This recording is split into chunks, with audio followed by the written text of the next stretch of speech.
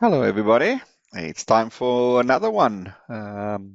We are working on a series of microeconomic supply and demand functions within Excel. How to learn, how to practice, how to exercise Excel, demand and supply within Excel.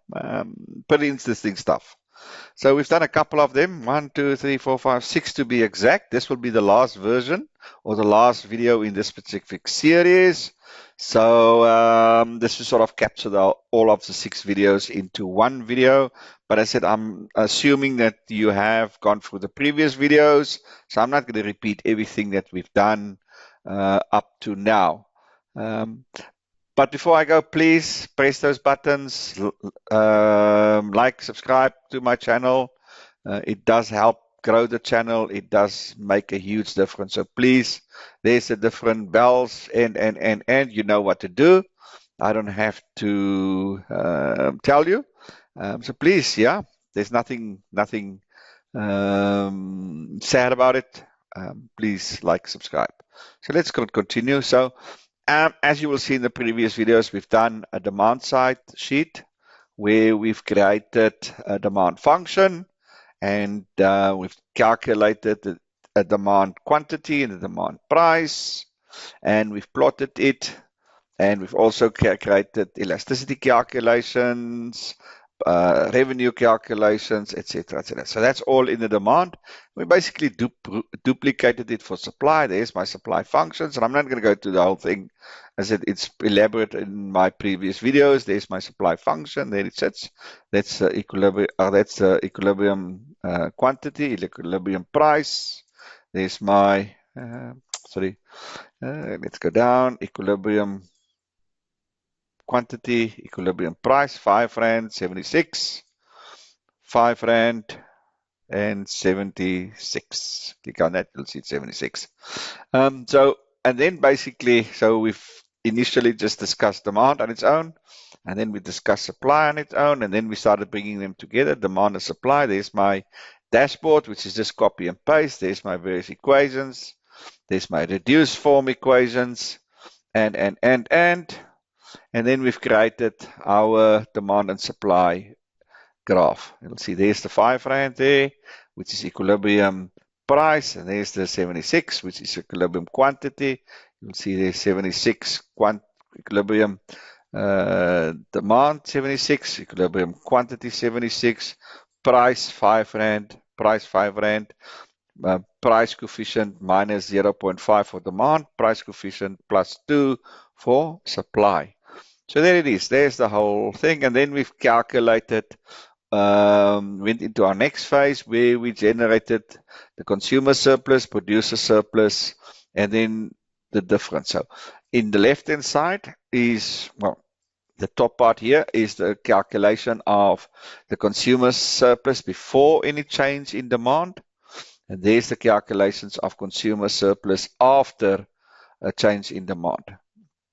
There's my producer surplus before a change in supply, and there's my producer surplus after a change in supply. So there's my two scenarios. As I said, in all of them, we have built a scenario option available where we can change any demand variable or any supply variable, and it will run through, and we will be able to identify the impact that changes have on revenues, but also, on revenues, consumer surplus, producer surplus, i.e. total surplus. So let's just quickly stand still here. You'll know that's the initial supply equation. So my equilibrium is 76, my constant is 79, my coefficient is 0.5. If we go up, you'll see there it is. My initial constant is 50. There it is, 50. But if I reduce all the other demand variables, the exogenous variable, of the other demand variables, I get to 29. Add them, my constant is 79. At a price coefficient of 0.5 and a price of 5, I get 76 as quantity demand. There it sits. and I've just duplicated it there as well for my scenario. Now, what is important when we do consumer surplus, we need my quantity, equilibrium quantity. There they are. But I also need to get the understanding of the difference between equilibrium price and the maximum price, meaning the price where the constant is zero, where there's no demand, and that is that price there. Now, how do I calculate that? It's a 79 divided by the 0.5. That gives me 157. So how do I get to that point? Let me just quickly draw that. If I draw that there, there's my demand curve. There's my equilibrium price. In this case, it's 5 Rand. I need to calculate that point because the consumer surplus is that distance and that distance. So I need to find that distance, that price there. So that price, X, is equal to 0. Okay, so therefore I can say that 76 is 0. So if I take that one to the left, and then I can multiply it because I need to get at that value there. Okay, so that's how we calculate that 157. You'll see it's C128 divided by D128, and then I compensate for the minus, and I multiply by -1 to get rid of the minus. Okay, so that's how I got there. So the difference, sorry, I should have kept it there. The difference now, oh man, come on. Okay, man, why you not want to do this now? Here we go. So the distance there, so that is 5 Rand, and that is 157. So the distance there is 152. So that's where this 152 it comes.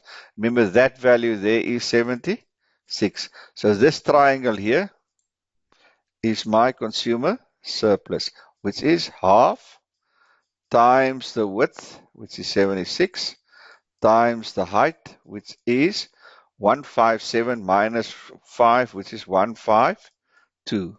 Okay, and then I get to, you'll see there, I'll get to, what's it, 5784, which is B131, which is this one, times that times a half. Half is because it's a triangle. Okay, triangle is half of a square. So that's how we got to my consumer level. And I do the same for my consumer. There is the equilibrium quantity. There's my constant, 66. Let's confirm. There's my original,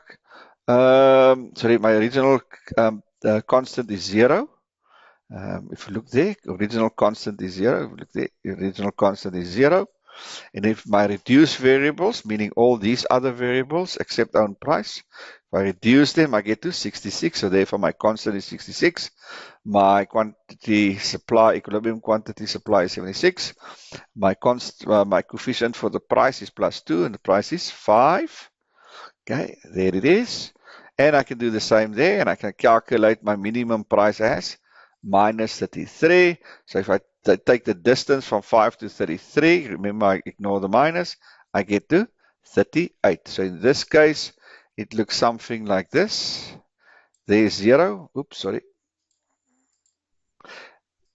There's 0. So that's 0. So it's actually the equilibrium price is 5 there. It runs something like that. That's my supply curve. That's my X. And that is minus 33 there. So the distance there is the 5 plus the 33. That gives me 38. So in this case, my consumer surplus is that part there. Okay. And I do the same. I calculate then half times the width, which is quantity supplied, times the price distance or the height. In this case, it is 38. So therefore, my consumer surplus is 144. Okay.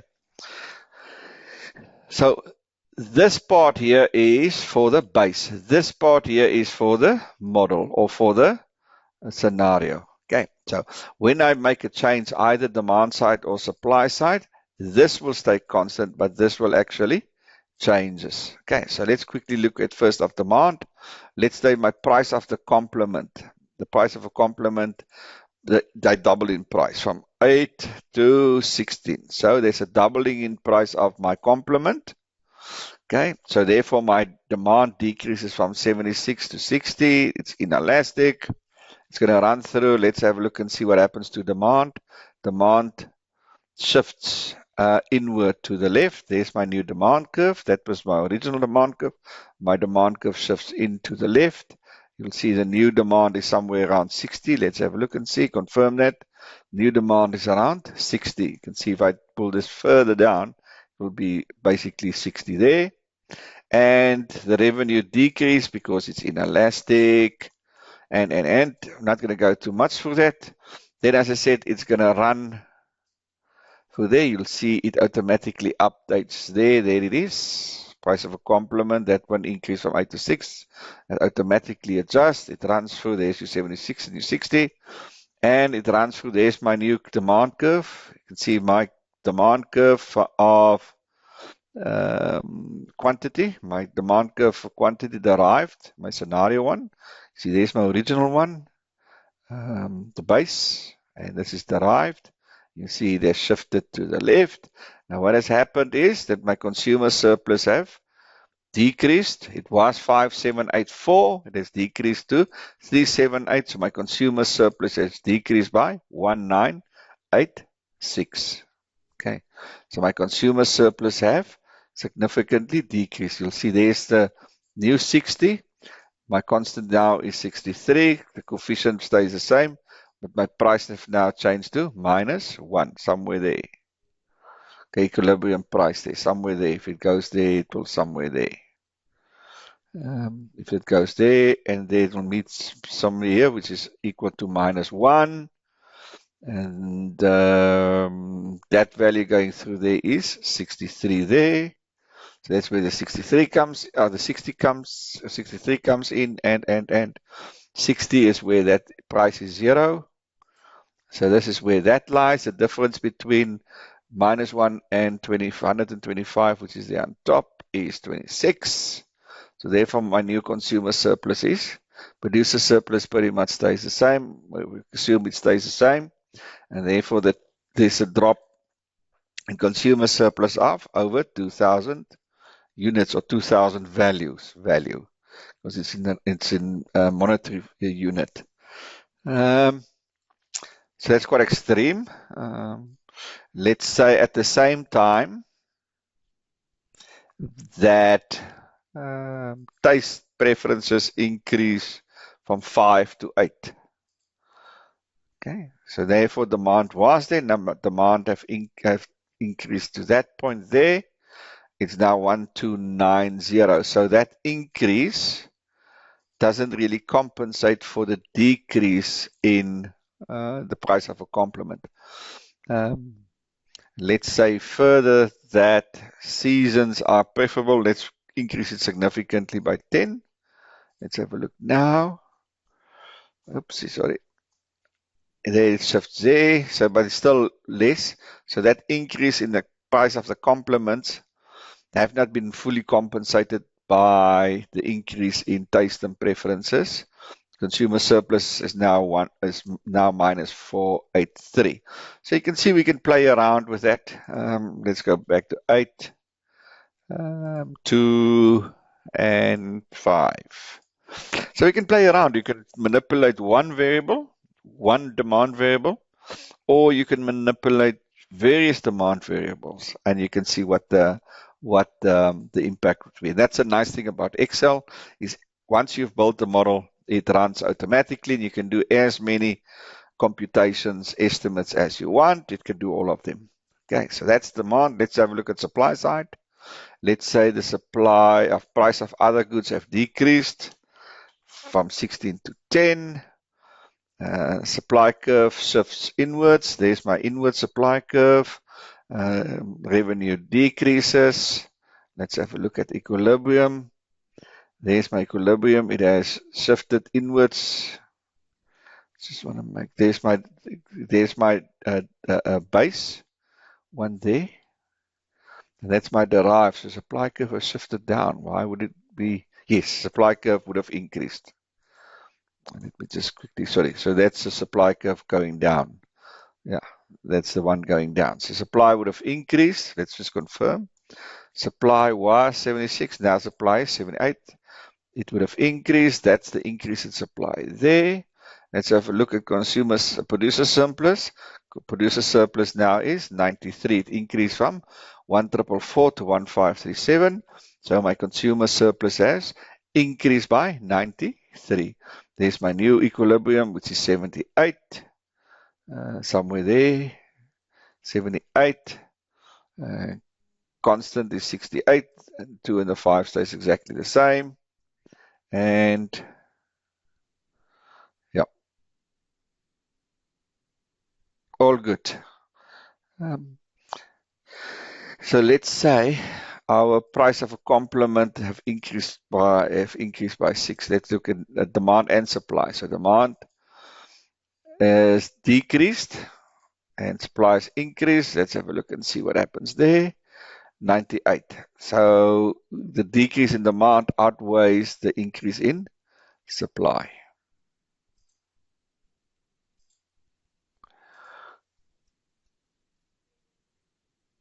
What else was there that I wanted to show? I think that was basically that.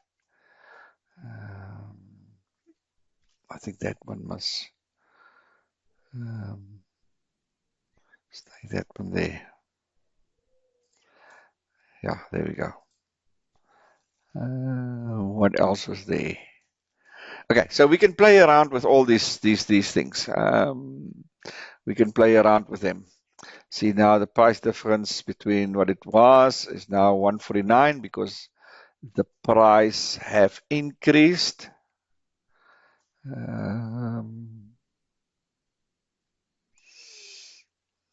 There's that. So yeah, let's quickly just set them equal to 0 again. 0 and set this equal to 0 again. Then why is it not running through? Why is it not running through? Oops, what did I do now? Why is... So that must be 16. Sorry. I don't know why it's not doing that. And that must be 4. Save. Okay, so that means the surplus should be 0. Surplus should be 0. Yep, 0 and 0. So as I said, we can now manipulate, change it, and, which is quite a lot of fun. Play around with it. Then I also built in the tax. If we add a tax, what would be the impact of a tax on a unit? Okay, so there's my demand curve. You should now know the demand curve, and there's my supply curve. So these are my original demand and supply curves. Okay, so if we draw them, that would be my, let's just draw them like that. That would be my original supply curve, my original demand curve, with price equilibrium 5 and quantity equilibrium 76. Okay. This is my my consumer surplus. That area there. And my producer surplus is that area there. And we use our demand curve, the supply curve to calculate my consumer surplus. You'll see. Let's just make it for 0. You'll see there's my producer surplus 5784, 5784, etc., which is 76, which is that 76 times half of 152. 152 is the difference between that point and that point. We've already said that equilibrium is 5. That value there is 157. We've already calculated that as 157. And this point here we've calculated as minus 34. 3. I've drawn it now above the 0. The 0 should actually lie somewhere there. But for illustrative purposes, let's say that is also a positive value. So that's how you calculate the 2. Now the government decides it's going to implement a tax. In this case, let's assume a 4 rand tax. So from the demand side, at the moment, the demand curve doesn't do anything. It stays exactly the same. What's going to happen is that the supply curve is going to shift inwards. So that becomes a new supply curve. So you can see that the new consumer equilibrium is actually, well, the new price, because of the tax of 4 rand, the price was, what was it, 5 rand. So the new price there, the new price there becomes now 9 rand. 9 rand or 8 rand. It's abbreviated. Okay, you'll see there it's 8.22. 8.22 is this new prices. So it's just abbreviated. So yeah, so it's, we put it 9 rand, but it's actually 8 rand because that 5 is 4 rand 40, 4 rand 50 and. So that's actually 8 rand. So let's keep it at 8 rand. Okay, let's keep that new price at 8 rand. There's the new price at 8 rand. So that's a new price at 8 rand. That's 5 rand. So it's not 5 to 175. It's now 8 to 175. Okay, so it's now after tax. You'll see after tax, it's the 75 minus 149. What is 149? It's 8 minus the 75. That area there now. It's that area there now. So this area here is lost for the consumer. That's lost for the consumer. Now, from the producer point of view, remember the new quantity is now 74. So the producer will now produce in this particular point. That value to not 8, but 4 rand. He's not getting the 8 rand, he's getting the 4 rand. The 4 rand and the 8 rand goes to government. So government gets that portion there. So the consumer surplus is now restricted to this part.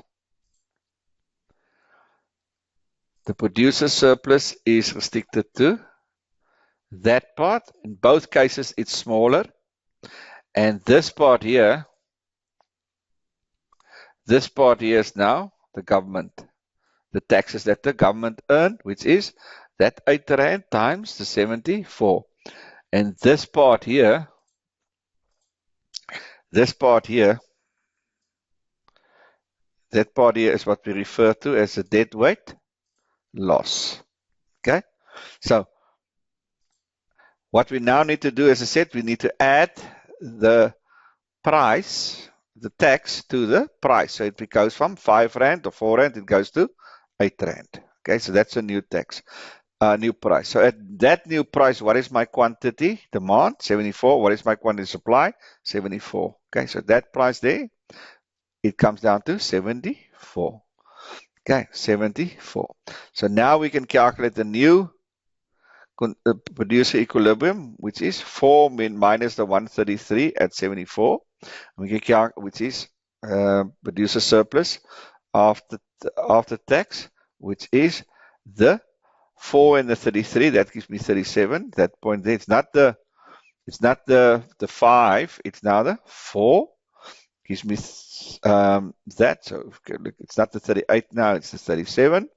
And I multiplied by 74. So therefore, the surplus was 1,444. The surplus now is 138, which is a combination of the difference in the price range, which was 5 to 33, it's now 4 to 33, and the decrease in the quantity. From the producers, from the consumer side, it is also, there's after tax, it's also the 75, and also the decrease in the from the 8 Rand to the 157, which is that. So that is that. So the consumer has lost 242, the producer has lost 50. So that area there, it's difficult to see that, but that area there, which is the difference between the green and the purple. So that area there is now 59. That's the loss there. From the consumer, which is the yellow, to what it was, the red there, is 244. So the total loss, okay. And the government revenue obviously is 4, from 4 Rand to 8 Rand times the 75. That gives me 298. You see there, it's 4 times 74. So the surplus before tax was 7228. The surplus after tax is 7224. So the size of that deadweight loss triangle there is 3. Okay, so that's, we've calculated now the deadweight loss. Okay, so let me quickly see if I do it, come on, sorry, if I do a blank one. Let's quickly do this again. So don't do it nice and big. So draw. Let's do layout first. Come on, layout. Let's do this. Okay, that is nice and big. So there's my demand and supply. Let's do it like nice and big. I'm going to use my own numbers. There's my supply curve. And there's my demand curve. That's my equilibrium price. Let's say it's 5 Rand. There's my equilibrium quantity, which is 76. This part here, make it blue. That, oops, come on. This, come on, why doesn't he want to do this now? Okay, forget about it. Idiot. So this part, ooh, damn it. So this part here, that whole part there, is my producer surplus. And this whole part here is my,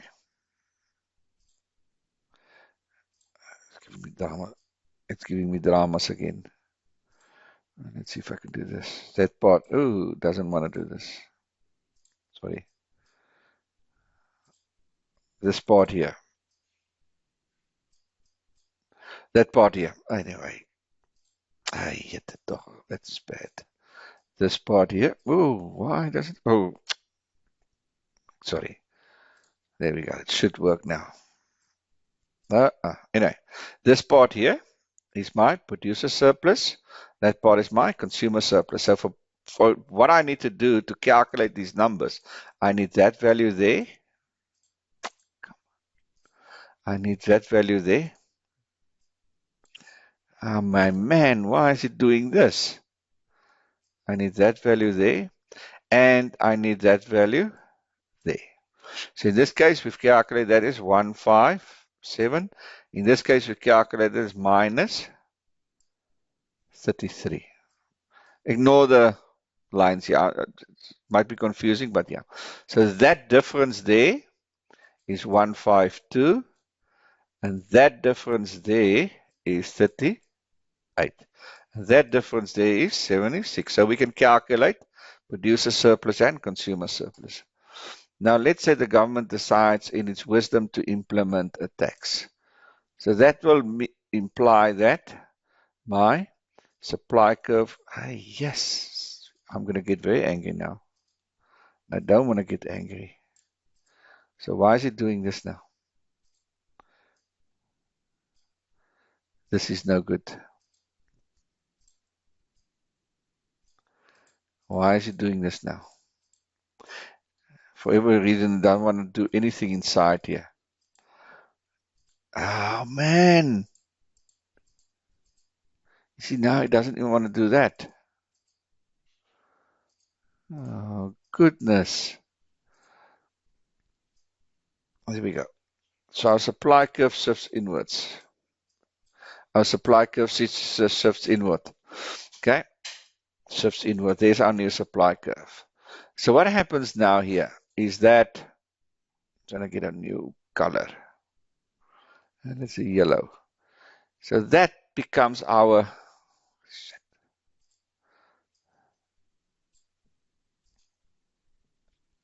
That point there becomes now relevant for us. That point there. I don't know why this thing is not working. I do apologize for this. It's dropping me now big time. So that point there becomes important, that point there. Okay, so if we draw a line from that to there, we draw a line from there to there, because it's gonna go like this now. There we go. Okay, that's obviously where the new supply will happen. The new demand and supply will happen there, not here, but will happen there. So you can see it cuts this now. So where this was the consumer equilibrium. The new consumer equilibrium is, let's make it, what color shall we put it? Blue. This consumer equilibrium, let's do blue, see if it works now, will only be, will only be this part now.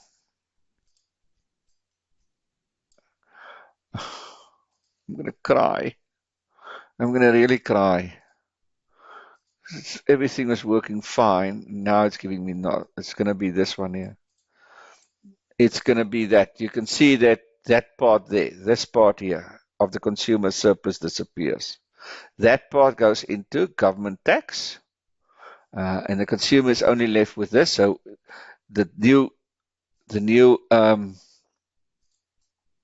quantity is 74.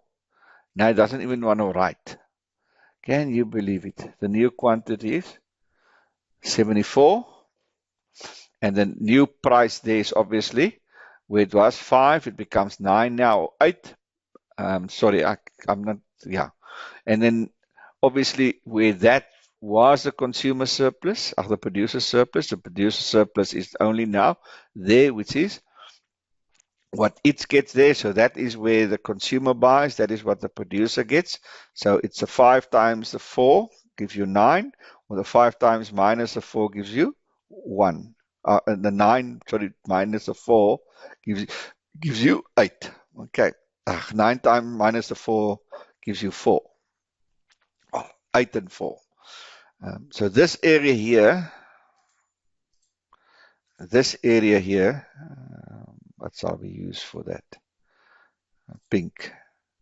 This area here, doesn't, I don't know if anybody can help me there. This area here,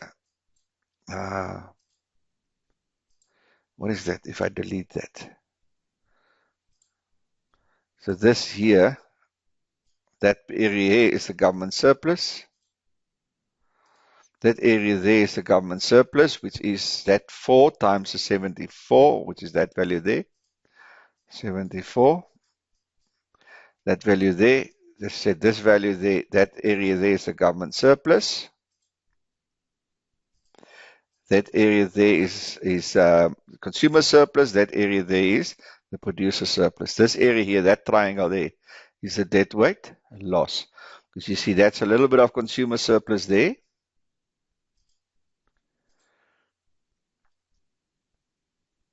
So that part there, that's a bit of consumer surplus there, and that's a bit of producer surplus that are forfeited there by the tax, because the supply curve has shifted up.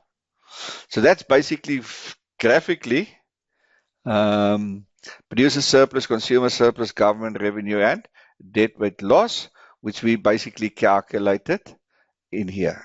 There seems to be some issue now with savings.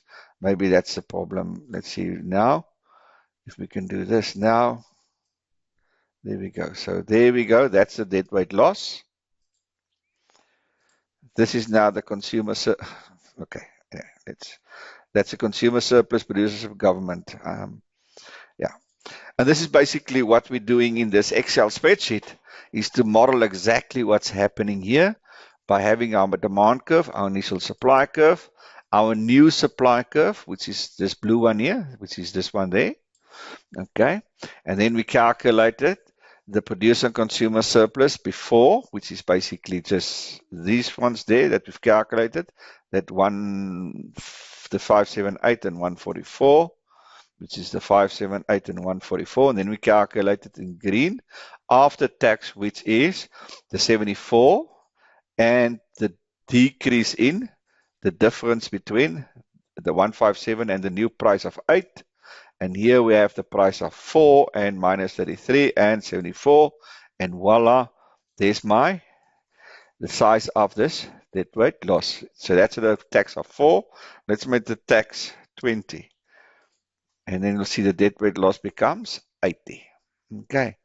So there is that also now nicely modeled and illustrated via visual example. Now, we could potentially draw this whole thing in Excel. If I have spare time, I most probably will have a look and see if we can draw this whole thing, because it's entirely possible, because we've drawn all these other things. But there's the whole Excel spreadsheet working that captures all, for now, all the dynamics that we are working on in terms of demand and supply. Okay. I'm happy to share this whole spreadsheet. If anybody wants the spreadsheet for themselves to do whatever they want to do, they are more than welcome to approach me, and I'll happily forward it to you. As I just remember, there may be one or two glitches. It's still work in progress, but as we go along with it, I'm sure it will get better and better and better. Yeah, it would be nice if we can do a dashboard, but yeah, I think it's okay for now. But it gives also again give you the power of Excel, and the nice thing about it is it allows you to do demand and supply functions, equilibrium calculations, consumer surplus, producer surplus, deadweight loss, taxes, elasticities, and. So everything related to demand and supply that you will have done on first and second year levels, it's all captured in this spreadsheet. Okay, so that's quite a neat little tool, I think, that can help you with your work in demand and supply. And this is the nice thing is you can do multiple changes, whereas normally in class we just do one change at a time because of just time constraints and things like that. Here you can do everything at once, and you can see what the result will be. Quite neat. Yeah, so I hope that helps, and that brings us to the conclusion of demand and supply, and then we'll see where we're going to take this from there, a little bit at a time. Good luck with your studies, and good luck with using Excel. And I said, I'm just the email away, so anytime, feel free to make contact, and we'll take it from there. And with that said, I'll see you on the other side.